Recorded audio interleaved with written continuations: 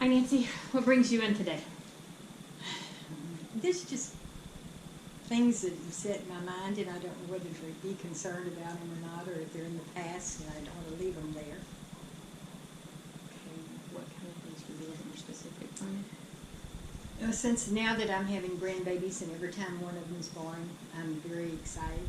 But I also have memories of my first baby dying, and just the whole situation, and wondering if I handled it right, and how I would handle it today.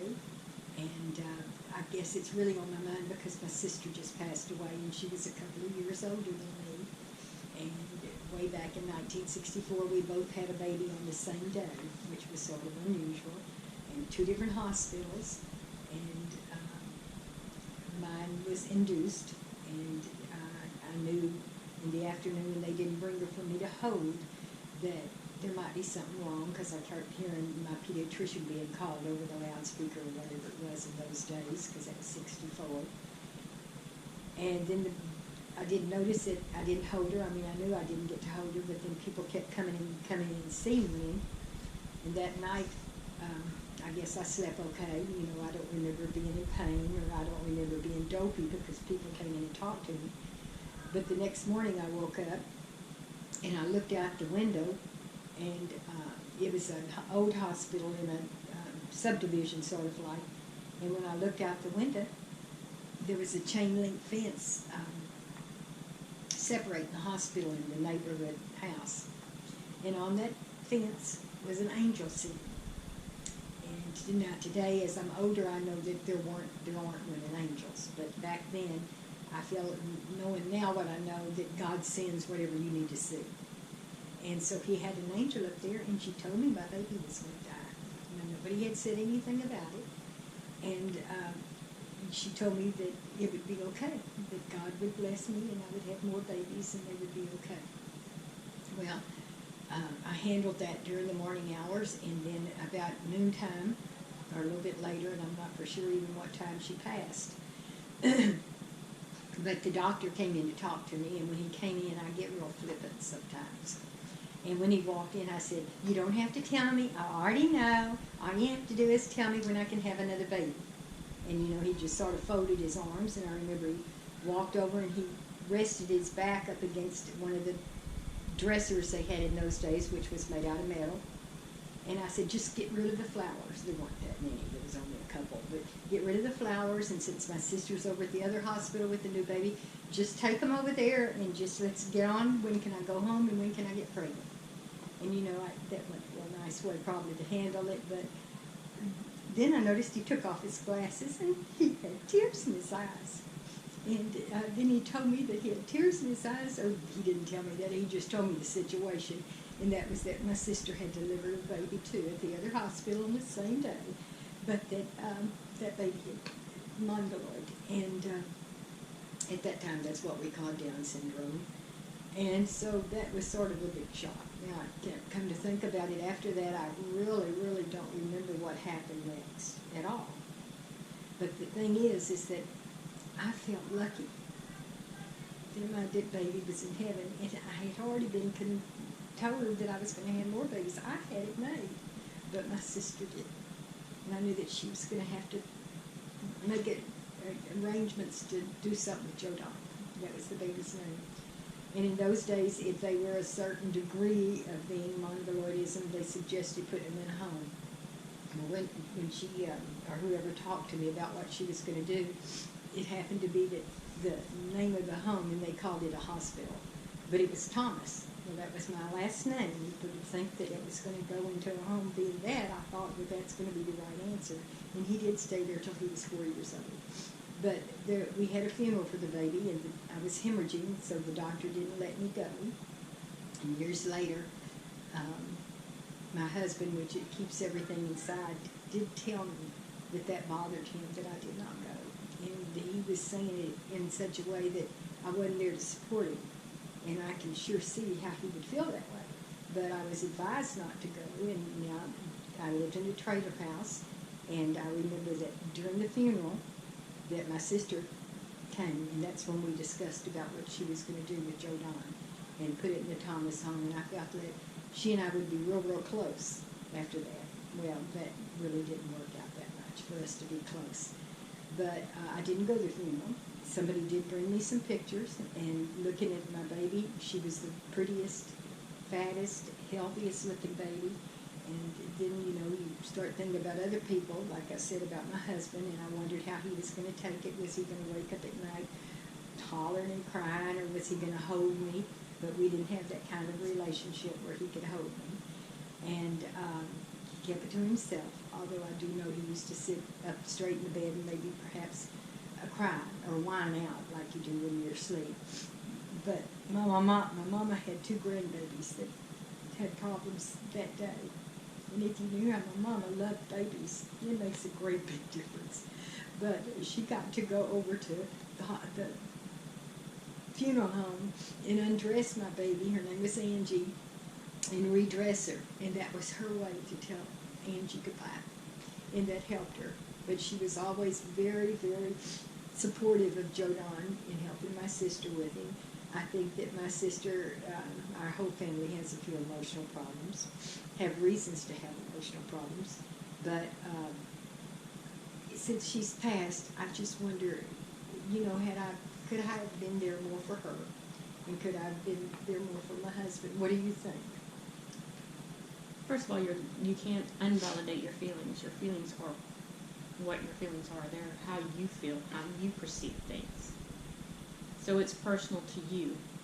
So there's nothing wrong with that. What do you mean it's personal? Those are your feelings, how you felt. When you felt like everything was going to be okay and you said you were flippant, it was okay to be okay. Okay. And the best way I can describe it is your feelings can be run parallel. They're not a flat, straight, linear line.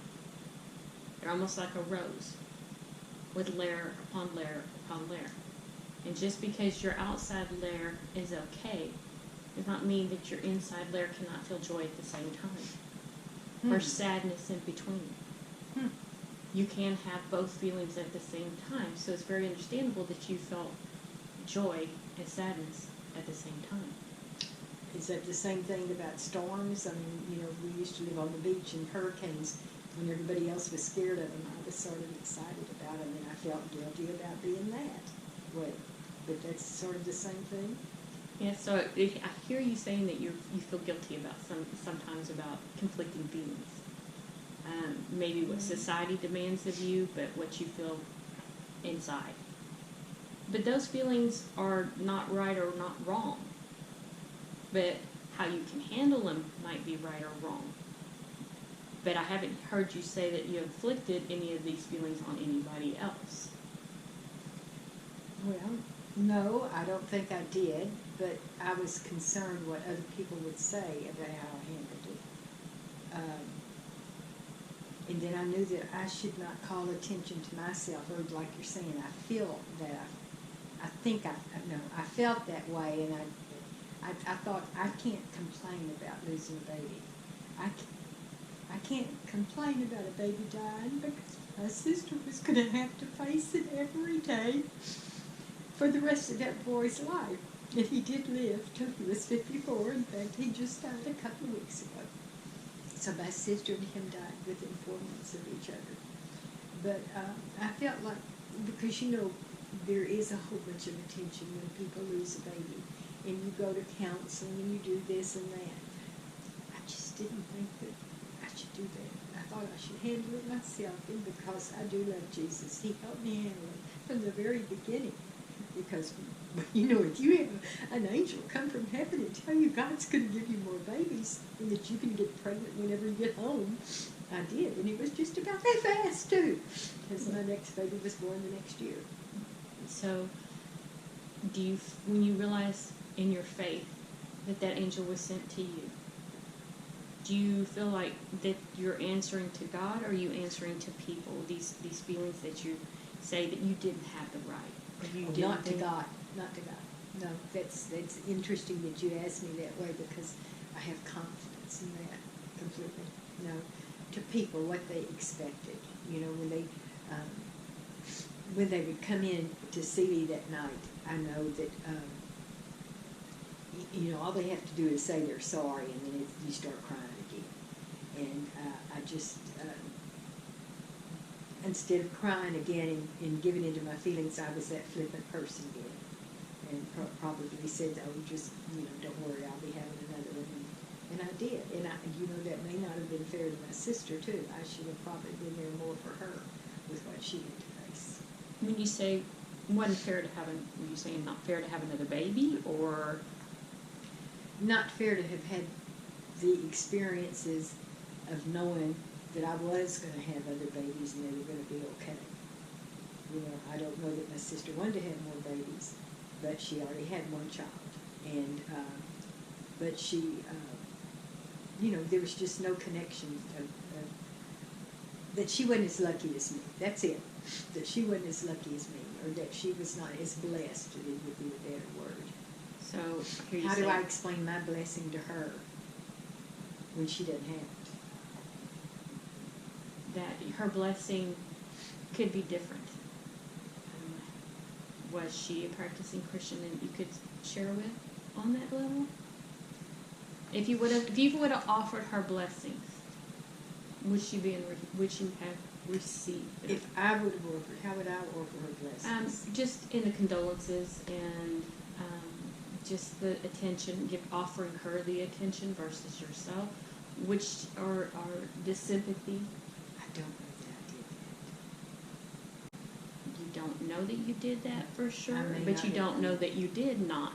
True, but I just don't remember doing anything.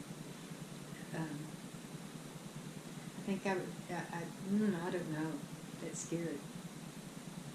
I mean, it's too late now. I realize that. You know, we had a good relationship when she died. I was with her the day she died. And she never, well, I guess she did too throw it up to me, because through the years, I ended up having 35 shock treatments when I was 22 years old. Whether it had anything to do with the birth of my baby, I don't know. There was a lot of things it had to do with. It had to do with my bigger family and my mother and my dad. You know how it goes. But it had to do with my trying to commit suicide. But my sister was, I have always thought about that, because she was never there for me during those times. I never have thought about that. I don't know. I've got a lot of thinking to do. But we didn't talk about it. That's the point. That's what you asked me, was whether we had ever talked about it. I think we scooted around it. And then there I was, pregnant again. And she loved my kids. She loved my kids, but she was a hard person to love back. Did you ever think about the time you sat down and spoke with her during your baby's funeral about what to do with her child, Jodan, I believe you said his name Yeah. was? That was a way to reach out to her, and that was your way of giving back and a way of loving? Well, yeah, I guess so. And I did offer to help her. I didn't. You know, I mean, it wasn't a time for me to help her. But I remember, well, and I did go visit with her at her house when she'd bring him home over the weekends. In fact, the last time she brought him home to keep him herself over the weekend was I was helping her, and he was big enough then that he pulled us both in the bathtub with him. We couldn't get out of the bathtub because he was bigger, and anyway, it was a scene. And at that time, she found out that we started going visiting him where he lived, and he lived in Richmond State School until he died at 53 years old. Oh my goodness, 53 years old. So, you know, I guess there's closure on it with her passing, perhaps. You know, she never said anything mean to me, which she could, about it. So now that you have me thinking about it, I suppose it was okay. But it sounds like that you need to think it through a little bit more and acknowledge your feelings. And that's kind of what your homework's going to be. My homework. You didn't tell me there was going to be homework. Well, just, in your quiet times, think about your feelings and realize and put them in the place that you can have more than one feeling at a time, and walk back through that. Well, that does make some sense. I mean, I've never even thought about it like that. I will. I mean, I can. I mean, that explains some other things too, in a way, you know? Because when I handle bad things differently than some people, and sometimes I sort of found excitement in them. And don't get me started because I'm sure we don't have time, but I mean, even the night my husband died, you know, it was sort of, I don't know if the word's exciting, but just to know that we could handle it and do it to where I felt like he was going to pass and go on to the other side okay, and easy, and that there would not be any regrets, you know. So that might be it. It's just those attitudes, like you're saying, that I go through, or those thought process that I go through. Maybe it's like you said, the layers of a rose. I think of the layers of an onion, but that's not as nice as the layers of a rose. I like that. We like onions too, so Well, I that's do what it's love like, onions. you Yeah, know. I do love onions. Yeah. So walk back through, and when you get in those times, try to digest your feelings a little bit more, and look at them. I don't think with your relationship with Christ that you should be ashamed of anything you've done. Your feelings are valid. They are what you feel at the time, and like I said, they are your perception. Well, you asked me though if I felt like I had disappointed Jesus, or that I was disappointed, or had conflict or whatever it was about with other people. I guess people do feel like, well, I guess you do feel like that you've let Jesus down at times. But no, I never did feel that way, because, I mean, that's what I'm saying. He sent the angel to tell me it was okay. Then that should be your answer to when you disappoint people. If you're okay with your Savior, and you live in a fallen world, and just like I said, your thoughts, your actions, your feelings are yours. Their thoughts, their actions, and feelings are theirs. So they can be different. Yes, absolutely. That makes some sense.